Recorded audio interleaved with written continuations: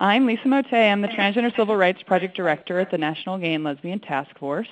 What I think is so exciting about telling our stories to legislators and staff is that it really, really works.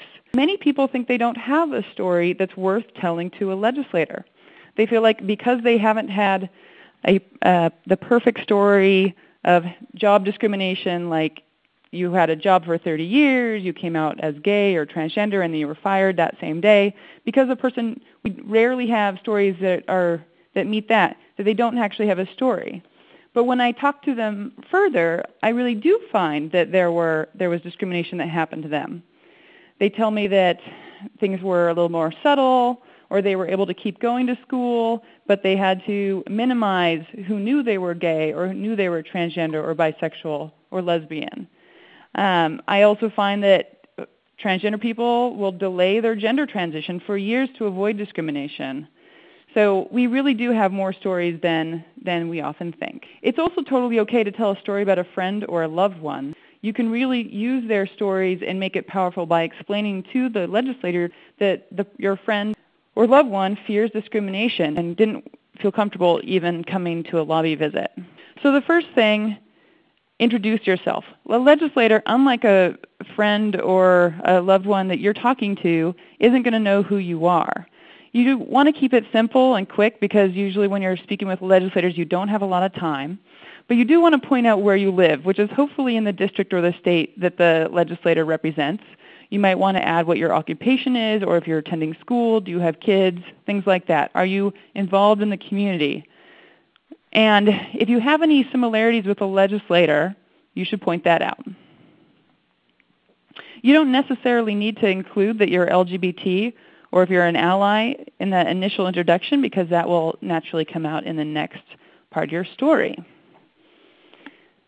Then you want to give the facts to establish the discrimination that happened to you or your friend. Basic things you should articulate is how many years you were working in a job or going to the school, what type of institution is, why you were there. You were there to support your family. You were going to school to get a degree in economics, something like that. And then what I find folks often forget is to explain why the negative actions that were taken against you or your friend were actually based on bias. So you might want to include details like you had good performance reviews for a few years before you came out, and then that's when the adverse employment discrimination happened to you.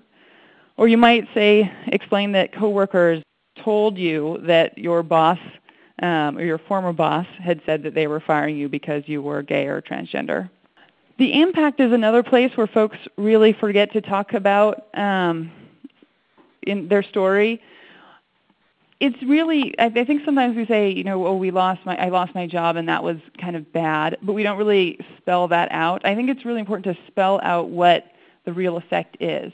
For example, the financial impact was I couldn't send my kid to volleyball camp that summer because I lost my job and had to go down to a part-time job. You can talk about health effects, effects on the institution that lost you if you were fired or something along those lines, and effects on society. I had to start taking public assistance to support myself. So being really specific about the impact on you, your family, and society is really important. The last part is how the law would make a difference. This might be that you would know that if your school or your employer, for example, discriminating against you, you could approach them and say, well, actually, it's illegal. Please work with me. Let's stop the harassment that's happening against me, or you should maybe reconsider your decision to fire me because it's actually illegal, etc. So there's a lot of different ways the law could make a difference in a person's life. And last, final tips. When you're talking to a legislator, it's always good to start with a thank you at the beginning of the meeting, and you always need to be polite no matter what goes on in the meeting. And after you tell your story, ask the legislator whether or not they support the bills you're there to lobby about. Say thank you at the end of the meeting, send a thank you note afterward, and then if you sense that they need more education on LGBT issues, set up another meeting.